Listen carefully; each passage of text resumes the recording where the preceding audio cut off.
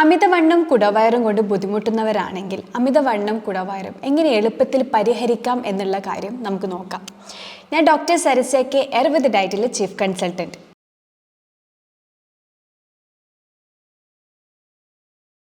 സാധാരണ അല്ലെങ്കിൽ നോർമലിനെക്കാളും നമ്മുടെ ശരീരഭാരം കൂടുന്ന ഒരു അവസ്ഥ, അതായത് നമ്മൾ വിചാരിക്കുന്ന രീതിയിലേക്കാട്ടും ഒരു ഹൈറ്റിനനുസരിച്ചൊരു വെയിറ്റാണ് നമ്മുടെ ശരീരത്തിൽ വേണ്ടത് അല്ലേ. അപ്പോൾ അതിനനുസരിച്ചല്ലാതെ നമ്മൾ വെയിറ്റ് കൂടുമ്പോൾ നമുക്ക് പല രീതിയിൽ ഹെൽത്ത് റിലേറ്റഡ് ആയിട്ടുള്ള പ്രോബ്ലംസ് വരും.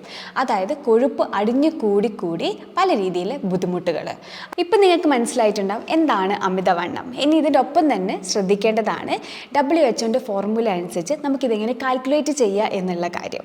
അതായത് ഇപ്പോൾ ഒരു ഹൈറ്റിനനുസരിച്ചുള്ള വെയിറ്റ് ആണോ എന്നുള്ള ഒന്നാമത്തെ നമ്മൾ എങ്ങനെ ചെക്ക് ചെയ്യേണ്ടതെന്ന് വെച്ചാൽ BMI വെച്ചിട്ട്, അതായത് weight in kilogram by height in metre square, ഇങ്ങനെ വെച്ചിട്ട് നമുക്ക് ചെക്ക് ചെയ്യാം. അതിൽ തന്നെ നമ്മൾ മനസ്സിലാക്കേണ്ടത് എന്താണെന്ന് വെച്ച് കഴിഞ്ഞാൽ, അതായത് കാൽക്കുലേറ്റ് ചെയ്യുക BMI എങ്ങനെ കാൽക്കുലേറ്റ് ചെയ്യുക. ഒരു നോർമലായിട്ടൊരു വ്യക്തിക്ക്, അതൊരു നോർമലാണ് അവരുടെ ശരീരഭാരം എന്നുള്ള കാര്യം നമ്മൾ എങ്ങനെ ഉറപ്പ് വരുത്തുക. 25 വരെയാണെങ്കിൽ അത് നോർമലാണ്. 25-ന് മേലെ വരുന്ന സമയത്താണ് നമ്മൾ ഒബേസിൻ്റെ കാറ്റഗറി ആവുന്നത്. അതായത് category 1, category 2, category 3. Severe obesity എന്നൊക്കെ പറയുന്ന സമയത്ത് 14-ൻ്റെ മേലെയാണ് വരുന്നത്. ഇനി രണ്ടാമത് നമുക്ക് ചെക്ക് ചെയ്യാൻ പറ്റുന്നതാണ് അബ്ഡോമിനൽ സർക്കംഫറൻസ്. അതായത് സ്ത്രീകൾക്ക് നോക്കുകയാണെങ്കിൽ 80 സെൻറ്റിമീറ്റർ, പുരുഷന്മാർക്ക് നോക്കുകയാണെങ്കിൽ 90 സെൻറ്റിമീറ്റർ കൂടാതെ ശ്രദ്ധിക്കണം. മൂന്നാമത് നമുക്ക് കാൽക്കുലേറ്റ് ചെയ്യാൻ പറ്റുന്നതാണ് വേസ്റ്റ് ഹിപ്പ് റേഷ്യോ വെച്ചിട്ട് നമുക്ക് എന്ത് ചെയ്യാം, കാൽക്കുലേറ്റ് ചെയ്യാൻ വേണ്ടിയിട്ട് സാധിക്കും. അപ്പോൾ ഇങ്ങനത്തെ രീതിയിലൊക്കെയാണ് നമുക്കൊരു വ്യക്തിക്ക് അമിതവണ്ണോ ഉണ്ടോ എന്നുള്ള കാര്യം നമുക്ക് ചെക്ക് ചെയ്യാൻ വേണ്ടിയിട്ട് സാധിക്കുന്നത്. അപ്പോൾ ഇപ്പോൾ നിങ്ങൾക്ക് മനസ്സിലായിട്ടുണ്ടാവും ഒരു വ്യക്തിയുടെ ഹൈറ്റിനനുസരിച്ചുള്ളതാണോ വെയിറ്റ്, അല്ലെങ്കിൽ ഈ ഒരു വ്യക്തിക്ക് അമിതവണ്ണമാണോ എന്നുള്ള കാര്യം നമുക്ക് ഉറപ്പ് വരുത്താൻ വേണ്ടിയിട്ട് ഈ പറഞ്ഞ കാര്യങ്ങൾ നിങ്ങളൊന്ന് നോക്കിയാൽ മതി. ഇനി നമുക്ക് നോക്കാം എന്തൊക്കെ കാരണങ്ങൾ കൊണ്ടാണ് അമിതവണ്ണം വരുന്നത്. മെയിനായിട്ട് നമുക്ക് പറയാം ഭക്ഷണത്തിനെ പറ്റിയിട്ട് ഒരു അറിവില്ലായ്മ. ഇതുകൊണ്ടാണ് അമിതവണ്ണം വരുന്നത്. നമ്മൾ എത്രത്തോളം ഭക്ഷണം കഴിക്കുന്നു അത്രത്തോളം നമ്മൾ ചിലവാക്കണം എന്നുള്ള കാര്യം നിങ്ങൾ ശ്രദ്ധിക്കണം. അതായത് ഒരു ഭക്ഷണം കഴിക്കുന്ന സമയത്ത് അതിൻ്റെ ക്വാളിറ്റി മാത്രമല്ല അതിൻ്റെ ക്വാണ്ടിറ്റിയും കൂടെ നമ്മൾ ശ്രദ്ധിക്കണം. അതുപോലെ തന്നെ എക്സസൈസ് ചെയ്യാൻ പറ്റാത്തത്. അതുപോലെ തന്നെ ശ്രദ്ധിക്കേണ്ട വേറൊരു കാര്യമാണ് കാർബോഹൈഡ്രേറ്റ് അടങ്ങിയിട്ടുള്ള ഭക്ഷണങ്ങളൊക്കെ ഉണ്ടാവും. ഈ പറയുന്ന ഭക്ഷണങ്ങളൊക്കെ നമ്മൾ ഒഴിവാക്കുക എന്നുള്ള കാര്യമാണ്. അതായത് കാർബോഹൈഡ്രേറ്റ് അടങ്ങിയിട്ടുള്ള ഭക്ഷണങ്ങൾ ഒഴിവാക്കാൻ വേണ്ടിയിട്ട് ഒരുപാട് പേരെന്ത് ചെയ്യും, ഉച്ചക്കത്തെ ചോറ് ഒഴിവാക്കിയിട്ട് രാവിലെ ദോശ ഇഡ്ഡലിയും കഴിക്കും. ഈവനിങ്ങും വേണമെങ്കിൽ അതിനനുസരിച്ചുള്ള അരി അടങ്ങിയിട്ടുള്ള വേറെ എന്തെങ്കിലും പലഹാരം കഴിക്കും. പക്ഷെ ഇങ്ങനെയൊക്കെ കഴിക്കുന്ന സമയത്ത് എന്തുണ്ടാവും, നമ്മുടെ ശരീരത്തിൽ അന്നജമാണ് കയറുന്നത്. അപ്പം ഒരു വ്യക്തിയോട് ചോദിക്കുന്ന സമയത്ത് അവർ പറയും ഞാൻ ഉച്ചക്ക് ചോറ് നിർത്തി രാവിലെ ഇപ്പോൾ 1-2 ദോശയായിരിക്കും കഴിക്കുന്നുണ്ടാൽ, അല്ലെങ്കിൽ ഈവനിങ് ഞാൻ വേറെ എന്തെങ്കിലും ഒരു ചെറിയ രീതിയിലാണ് കഴിക്കുന്നത്. പക്ഷെ ഇതൊക്കെ എന്ന് വെച്ച് കഴിഞ്ഞാൽ എന്തുണ്ടാവും, കലോറി കൂടുതലായിട്ടാണ് നമ്മുടെ ശരീരത്തിൽ വരുന്നത്. അതായത് കാർബോഹൈഡ്രേറ്റ് കൂടുതലായിട്ടാണ് വരുന്നത്. അപ്പോൾ നമ്മൾ ഫസ്റ്റ് നമ്മൾ മനസ്സിലാക്കേണ്ടത്, നമ്മളിപ്പോൾ ഒരു രാവിലെ ഒരു ഹൈ പ്രോട്ടീൻ അടങ്ങിയിട്ടുള്ള ഭക്ഷണങ്ങൾ കഴിക്കുകയാണെങ്കിൽ ഉച്ചക്ക് നിങ്ങൾ അല്പം കാർബ് അടങ്ങിയിട്ടുള്ള ഭക്ഷണം കഴിക്കുകയാണെങ്കിൽ യാതൊരു കുഴപ്പവുമില്ല. പക്ഷെ കഴിക്കുന്ന സമയത്ത് എന്തുണ്ടാവും, നമ്മളെപ്പോഴും ക്വാണ്ടിറ്റി മെഷർ ചെയ്തിട്ട് വേണം നമ്മൾ കഴിക്കാൻ വേണ്ടിയിട്ട്. അതായത് പോർഷൻ കൺട്രോൾ ചെയ്യണം. ഇപ്പോൾ നമ്മളൊരു പ്ലേറ്റിൽ അല്പം റൈസ് എടുക്കുകയാണെങ്കിൽ ആ റൈസ് എടുക്കുന്ന സമയത്ത് പോളിഷ്ഡ് റൈസ് ഒഴിവാക്കുക. അതിൽ തവിടോട് കൂടിയിട്ടുള്ള അരി എടുക്കാൻ വേണ്ടിയിട്ട് ശ്രദ്ധിക്കുക. അപ്പോൾ ഇതിലോട്ടേക്ക് നമുക്ക് പ്രോട്ടീൻ അടങ്ങിയിട്ട ഭക്ഷണങ്ങൾ അതിലോട്ടേക്ക് ആഡ് ചെയ്യാം. അതുപോലെ തന്നെ ഫൈബർ അടങ്ങിയിട്ടുള്ള ഭക്ഷണം കൂടി അതിലോട്ടേക്ക് ആഡ് ചെയ്യാൻ വേണ്ടിയിട്ട് ശ്രദ്ധിക്കുക. ഒരുപാട് കാർബോഹൈഡ്രേറ്റ് അടങ്ങിയിട്ടുള്ള ഭക്ഷണങ്ങൾ നമ്മൾ കഴിക്കുന്ന സമയത്ത് ആവശ്യത്തിന് ഉപയോഗിക്കാതെ കൊഴുപ്പായിട്ടാണ് അവിടെ സ്റ്റോർ ചെയ്യുന്നത്. അപ്പോൾ ഇങ്ങനെ കൊഴുപ്പ് കൂടുന്ന സമയത്താണ് നമ്മുടെ ശരീരത്തിൽ പല രീതിയിലുള്ള ബുദ്ധിമുട്ടുകൾ വരുന്നത്. അപ്പോൾ അത് ഒഴിവാക്കാൻ വേണ്ടിയിട്ട് നമ്മൾ എപ്പോഴും ക്വാണ്ടിറ്റി മെഷർ ചെയ്തിട്ട് വേണം നമ്മൾ കഴിക്കാൻ വേണ്ടിയിട്ട്. ഇനി അതുപോലെ തന്നെ മെയിനായിട്ട് നമ്മൾ ശ്രദ്ധിക്കേണ്ടത് ഭക്ഷണ കാര്യത്തിൽ നിയന്ത്രണം വെക്കുക. അധികം കൊഴുപ്പോട് കൂടിയിട്ടുള്ള ഭക്ഷണം ഒഴിവാക്കുക. അതായത് പുറത്തുനിന്നുള്ള ഫാസ്റ്റ് ഫുഡും ഫ്രൈഡ് ആയിട്ടുള്ള ഫുഡുകളൊക്കെ ഒഴിവാക്കുക. നിങ്ങൾ വീട്ടിൽ നിന്ന് തന്നെ ഉണ്ടാക്കിയ, അതായത് കറി വെച്ചിട്ട് ഉണ്ടാക്കിയ ഭക്ഷണങ്ങൾ യാതൊരു കുഴപ്പമില്ല.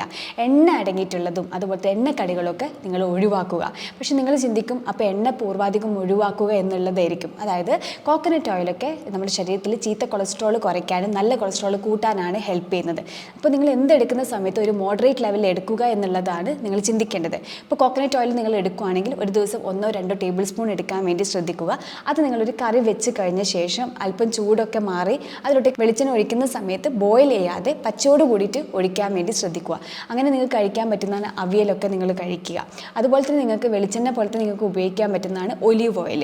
ഇതിൻ്റെ ഒപ്പം തന്നെ ചീത്ത കൊളസ്ട്രോൾ കൂട്ടാനും നല്ല കൊളസ്ട്രോൾ കൂട്ടാൻ വേണ്ടിയിട്ട്, അതായത് ഹെൽത്തി ഫാറ്റ് അടങ്ങിയിട്ടുള്ള ഭക്ഷണങ്ങൾ കഴിക്കാൻ വേണ്ടിയിട്ട് നിങ്ങൾക്ക് നട്ട്സും സീഡ്സും ഒക്കെ ധാരാളം ഡയറ്റിലോട്ടേക്ക് ഇൻക്ലൂഡ് ചെയ്യാൻ വേണ്ടിയിട്ട് ശ്രദ്ധിക്കുക. പിന്നെ അതുപോലെ തന്നെ സെഡൻറ്ററി ആയിട്ടുള്ള ലൈഫ് സ്റ്റൈൽ ഫോളോ ചെയ്യുന്നവരാണെങ്കിൽ, അതായത് ഇരുന്ന് പണിയെടുക്കുന്നവരാണെങ്കിൽ അവർ ഫിസിക്കൽ ആക്ടിവിറ്റി കൂടാൻ വേണ്ടിയിട്ട് നോക്കുക. നിങ്ങൾക്ക് എന്താണ് ഇഷ്ടം അതിനനുസരിച്ചുള്ള കാര്യങ്ങൾ ചെയ്യുക. ഇപ്പോൾ ചില ആൾക്കാർക്ക് സ്വിമ്മിങ് റണ്ണിങ് ആണോ അല്ലെങ്കിൽ ചില ആൾക്കാർക്ക് ജോഗിങ് വാക്കിംഗ് ഒക്കെ ഇഷ്ടമാണെങ്കിൽ അതിനനുസരിച്ച് എന്താണോ ചെയ്യാൻ ആഗ്രഹം അത് ചെയ്യുക. അത് മോർണിംഗ് ഈവനിങ് ചെയ്യുകയാണെങ്കിൽ അത്രത്തോളം നല്ലത്.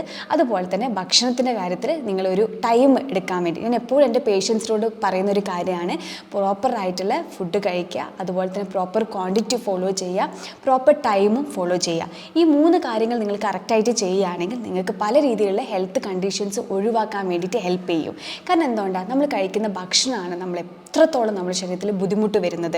ഇപ്പോഴത്തെ രീതിയും പണ്ടത്തെ രീതിയും നമ്മൾ നോക്കുകയാണെങ്കിൽ പണ്ടത്തെ ആൾക്കാർക്ക് ഇത്രത്തോളം ഹെൽത്ത് ബുദ്ധിമുട്ടുകൾ കുറവാണ്. കാരണം എന്തുകൊണ്ടാണ്, അവർ ധാരാളം ഫിസിക്കൽ ആക്ടിവിറ്റി കൂടുതലാണ്. പക്ഷേ ഇപ്പോഴത്തെ നോക്കുന്ന സമയത്ത് നമ്മൾ ഒരുപാട് കഴിപ്പാണുള്ളത്, ഫിസിക്കൽ ആക്ടിവിറ്റി എന്താണ് കുറവാണ്.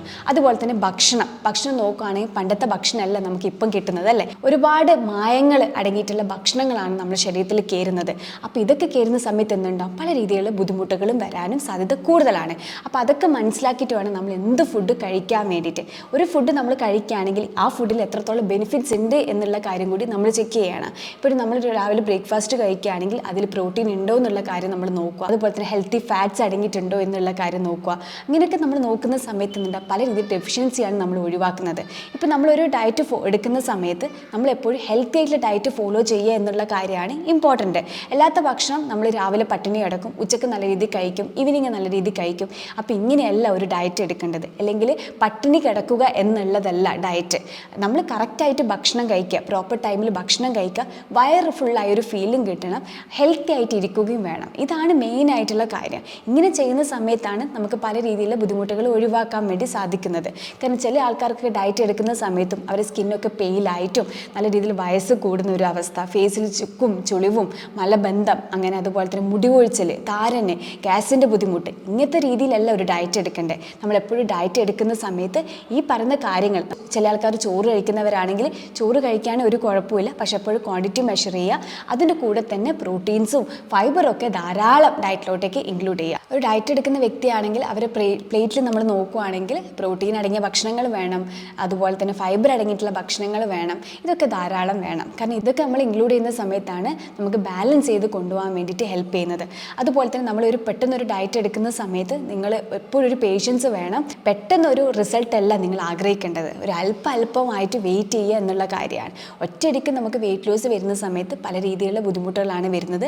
അങ്ങനെയല്ല, നമ്മൾ എപ്പോഴും ഒരു ഐഡിയൽ വെയിറ്റ് മെയിൻറ്റെയിൻ ചെയ്ത് കൊണ്ടുപോവുക എന്നുള്ള കാര്യമാണ് നിങ്ങൾ എപ്പോഴും ചിന്തിക്കേണ്ടത്. ഒരുപാട് കഴിച്ച് വിശപ്പ് അകറ്റാതിരിക്കാൻ വേണ്ടി ശ്രദ്ധിക്കുക, ഭക്ഷണ രീതി അറിയാൻ വേണ്ടി ശ്രദ്ധിക്കുക, അതുപോലെ തന്നെ കണക്ക് തെറ്റി ആഹാരം കഴിക്കുന്നത് ഒഴിവാക്കുക. അപ്പോൾ ഈ പറയുന്ന കാര്യങ്ങളൊക്കെ ഒന്ന് നിങ്ങൾ ശ്രദ്ധിച്ചാൽ മാത്രം മതി. അപ്പോൾ നിങ്ങൾക്ക് ഇപ്പോൾ മനസ്സിലായിട്ടുണ്ടാവും നമുക്കൊരു വെയിറ്റ് കുറയ്ക്കുക എന്നുള്ള കാര്യം നമുക്ക് ഈസി ആയിട്ടുള്ള കാര്യം തന്നെയാണ്. പക്ഷെ കുറച്ച് കാര്യങ്ങൾ നമ്മൾ അറിഞ്ഞിരിക്കണം എന്നുള്ളത് മാത്രമാണ്.